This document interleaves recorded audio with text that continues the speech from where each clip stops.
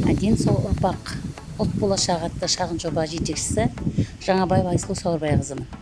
Келешек ұрпаққа еліміздің тізгінін ұстайтын болашақ елге осындай спорттық алаң керектігін барлығымыз ауыл тұрғындарымен бірлесе отырып, қариялармен бірлесе отырып ақылдасқан болатынбыз.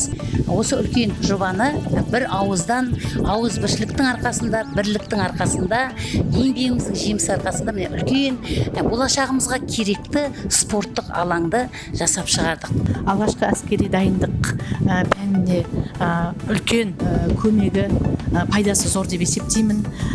Сонымен қатар мына осы Аппақ ауылының жастарына денсаулықтарын нығайту мақсатына денсаулық ұрпақ ел болашағы дегендей осы жоба, осы мына құрал барлық жасақталған бүгінгі таңда үлкен денсаулықтарын нығайту мақсатында пайдасы зор болады деген үміттемін.